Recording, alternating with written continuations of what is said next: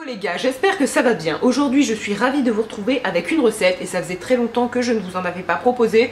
Mais avant de vous laisser avec les ingrédients, la vidéo, tout ça, je voulais préciser 2-3 choses. Donc premièrement, dans la recette j'utilise un moule à tarte avec un fond amovible. C'est très important parce que si vous utilisez un moule à tarte classique, vous n'arriverez pas à démouler votre cheesecake. Ça s'achète partout bien évidemment, moi j'ai eu le mien chez Casa. Ensuite en ce qui concerne les colorants, bien évidemment vous n'êtes pas obligé d'en mettre. Si vous n'en mettez pas, vous aurez un cheesecake blanc tout à fait classique. En ce qui concerne la saveur, vous pouvez remplacer la vanille par de la fraise par exemple si vous n'aimez pas la vanille, donc c'est vraiment cool parce que c'est une recette qui s'adapte à tout le monde. Puis ne vous embêtez pas à prendre des notes, bon si jamais vous prenez des notes, ce qui m'étonnerait, mais si jamais c'est le cas, ne vous embêtez pas parce que la recette sera totalement écrite sur mon blog, donc je vous mets le lien en barre d'infos. Et d'ailleurs en barre d'infos je vous mets aussi les autres recettes que j'ai pu faire puisque ça fait maintenant presque 5 ans que je fais des recettes ponctuellement sur ma chaîne. Si vous avez envie que j'en fasse d'autres, n'hésitez pas à mettre un petit pouce en l'air et comme ça je le saurai et je pourrai éventuellement vous en faire d'autres pour l'été. D'ailleurs ce qui est cool avec cette recette c'est qu'il n'y a pas de cuisson, donc c'est plutôt pratique pour les gens qui n'ont pas de four ou tout simplement les gens qui n'ont pas envie d'allumer leur four parce qu'il fait trop chaud. Voilà, sur ces très bonnes paroles, je vous laisse avec le reste. Alors pour cette recette, vous aurez besoin de 200 g de petit beurre ou un autre gâteau, pourquoi pas des spéculoos, de 100 g de beurre, de 200 ml de crème liquide, moi j'ai pris de la crème liquide allégée, de l'extrait de vanille, des colorants alimentaires, 750 g de Philadelphia, environ 100 g de sucre, un peu de jus de citron et 6 feuilles de gélatine. Alors pour la première étape, on va s'occuper de faire la croûte du gâteau et pour cela, je vais réduire en poudre mes petits beurres, donc je les passe tout simplement au mixeur et à ça, j'ajoute les 100 g de beurre fondu et je mélange jusqu'à obtenir la consistance désirée.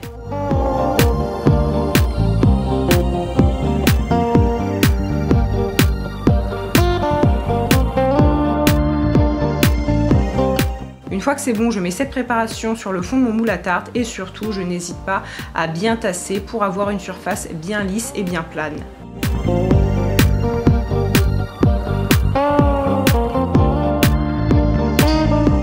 Puis une fois que le fond de mon moule à tarte est comme je le désire, je peux le placer au réfrigérateur et en attendant, je peux m'attaquer à la préparation à base de fromage.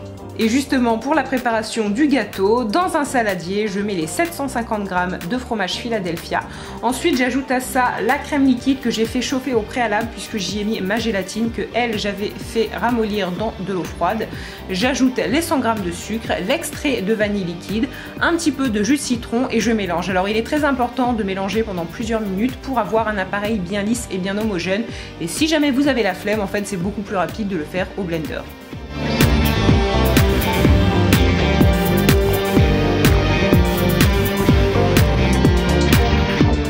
Ensuite on en vient à la partie un tout petit peu délicate de cette recette mais vous allez voir que c'est vraiment pas grand chose. Donc comme moi je fais 4 couleurs différentes, et bien je répartis ma préparation à base de fromage dans 4 récipients différents et ensuite je fais mes mélanges de couleurs. Donc premièrement je vais faire un mélange rose, pour ça j'ajoute simplement du colorant rouge. Alors je vous conseille d'y aller au fur et à mesure et pas de trop en mettre dès le début parce qu'après ça ne se rattrape plus. Ensuite je vais faire une crème verte pistache, donc pour ça tout simplement je mélange du jaune et du bleu.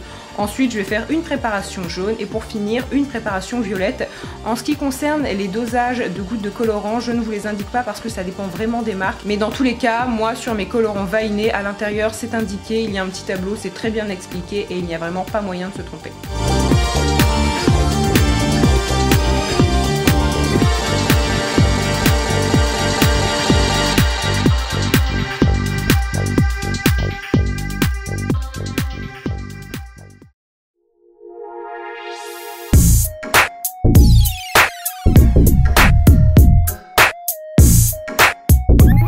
Maintenant que mes 4 couleurs sont faites, je vais chercher mon moule à tarte que j'avais placé au frigo et je les ajoute à l'aide de grosses cuillères. La dernière chose que j'aimerais ajouter, c'est qu'en fait il est important d'avoir quand même une consistance assez épaisse, comme ça les couleurs ne se mélangent pas. Et là vous faites vraiment comme vous voulez, vous alternez les différentes couleurs.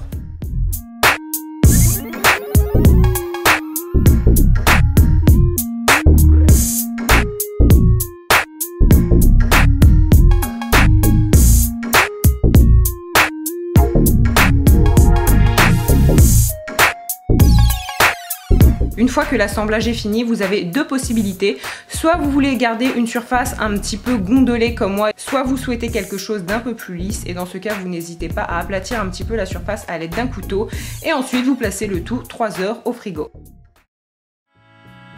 Une fois que les 3 heures sont écoulées, le gâteau est complètement solide et là vous pouvez le démouler et le manger.